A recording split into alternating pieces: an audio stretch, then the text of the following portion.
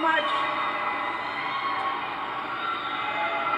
You know, it's hard to believe that it has been 8 years since I first came to this convention to talk with you about why I thought my husband should be president. Remember how I told you about his character and conviction, his decency and his grace, the traits that we've seen every day that he served our country in the White House. I also told you about our daughters, how they are the heart of our hearts, the center of our world, and during our time in the White House, we've had the joy of watching them grow from bubbly little girls into poised young women, a journey that started soon after we arrived in Washington, when they set off for their first day at their new school.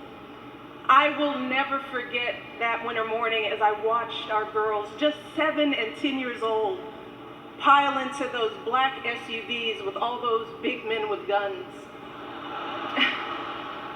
And I saw their little faces pressed up against the window, and the only thing I could think was, what have we done?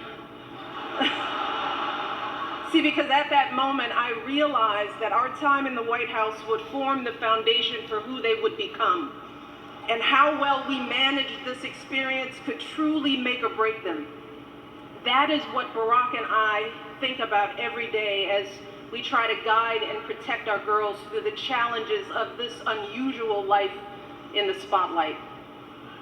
How we urge them to ignore those who question their father's citizenship or faith. How we insist that the hateful language they hear from public figures on TV does not represent the true spirit of this country.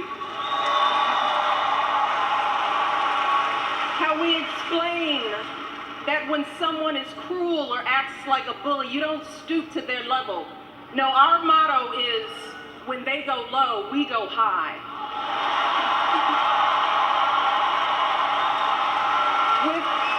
With every word we utter, with every action we take, we know our kids are watching us. We as parents are their most important role models. And let me tell you, Barack and I take that same approach to our jobs as President and First Lady, because we know that our words and actions matter, not just to our girls, but to children across this country. Kids who tell us, I saw you on TV, I wrote a report on you for school. Kids like the little black boy who looked up at my husband, his eyes wide with hope, and he wondered, is my hair like yours? And make no mistake about it, this November when we go to the polls, that is what we're deciding. Not Democrat or Republican, not left or right. No, in this election and every election is about who will have the power to shape our children for the next 4 or 8 years of their lives.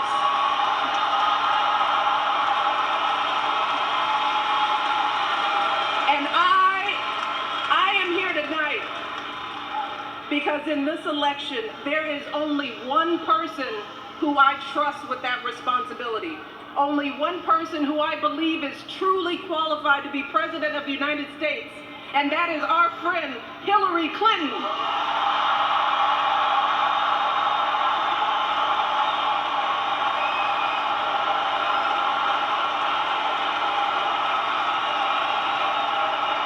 That's right. See, I trust Hillary to lead this country because I've seen her lifelong devotion to our nation's children.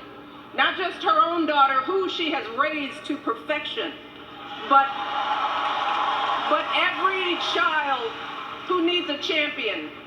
Kids who take the long way to school to avoid the gangs. Kids who wonder how they'll ever afford college. Kids whose parents don't speak a word of English but dream of a better life. Kids who look to us to determine who and what they can be. You see, Hillary has spent decades doing the relentless, thankless work to actually make a difference in their lives. Advocating for kids with disabilities as a young lawyer, fighting for children's health care as First Lady, and for quality child care in the Senate.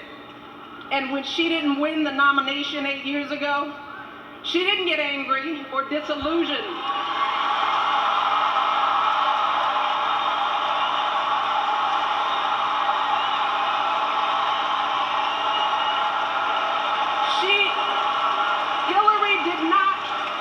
Hillary did not pack up and go home.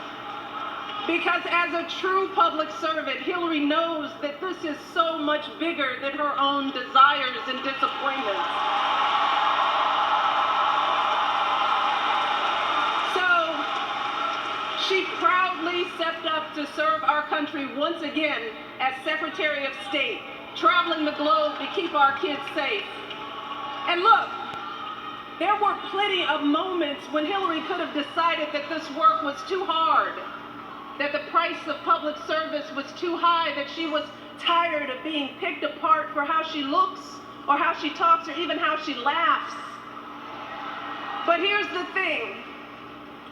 What I admire most about Hillary is that she never buckles under pressure. She never takes the easy way out. And Hillary Clinton has never quit on anything in her life.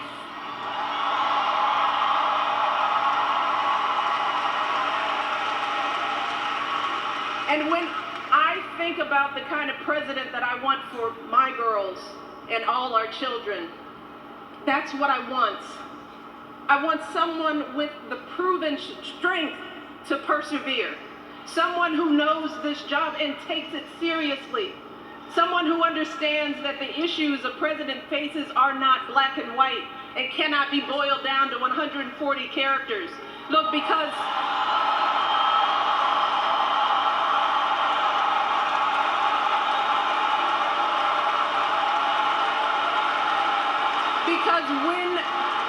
when you have the nuclear codes at your fingertips and the military in your command, you can't make snap decisions. You can't have a thin skin or a tendency to lash out. You need to be steady and measured and well-informed.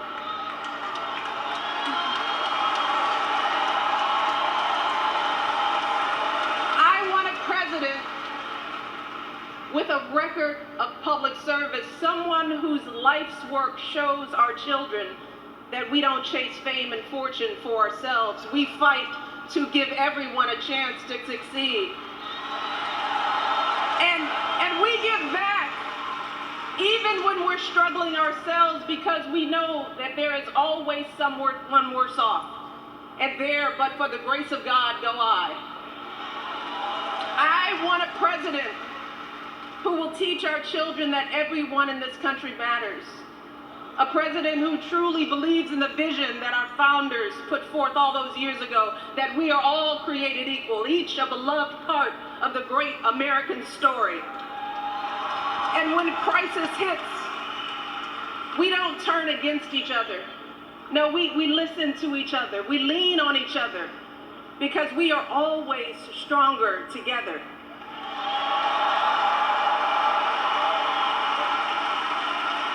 And I am here tonight because I know that that is the kind of president that Hillary Clinton will be. And that's why in this election, I'm with her.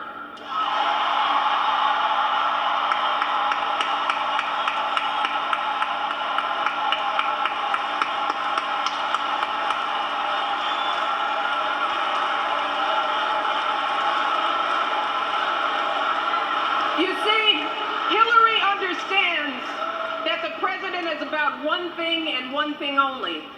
It's about leaving something better for our kids. That's how we've always moved this country forward, by all of us coming together on behalf of our children.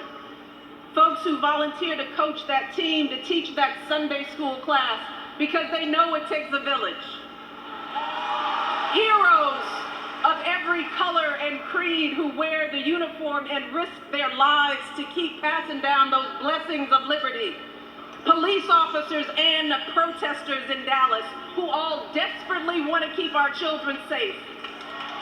People who lined up in Orlando to donate blood because it could have been their son, their daughter in that club.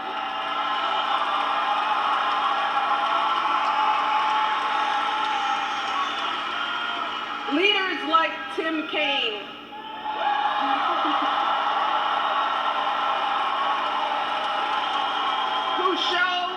who show our kids what decency and devotion look like. Leaders like Hillary Clinton, who has the guts and the grace to keep coming back and putting those cracks in that highest and hardest glass ceiling until she finally breaks through, lifting all of us along with her. That is the story of this country, the story that has brought me to this stage tonight, the story of generations of people who felt the lash of bondage, the shame of servitude, the sting of segregation, but who kept on striving and hoping and doing what needed to be done so that today I wake up every morning in a house that was built by slaves.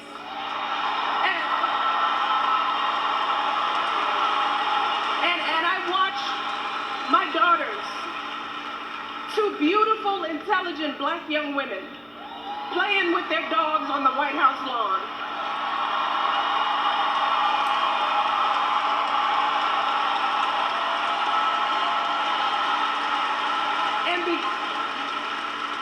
And because of Hillary Clinton, my daughters and all our sons and daughters now take for granted that a woman can be president of the United States.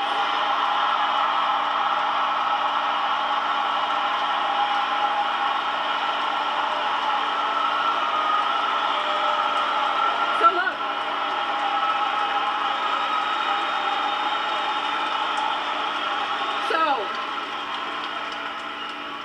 don't let anyone ever tell you that this country isn't great, that somehow we need to make it great again, because this right now is the greatest country on earth.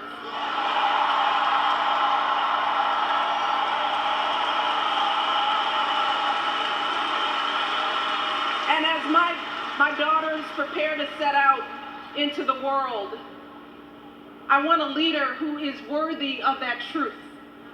A leader who is worthy of my girls' promise and all our kids' promise. A leader who will be guided every day by the love and hope and impossibly big dreams that we all have for our children. So in this election, we cannot sit back and hope that everything works out for the best. We cannot afford to be tired or frustrated or cynical. Now hear me.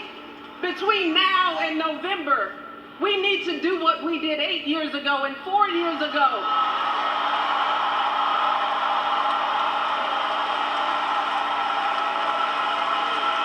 We need to knock on every door. We need to get out every vote.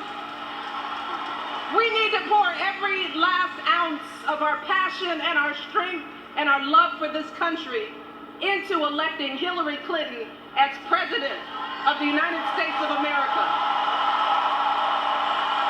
So let's get to work.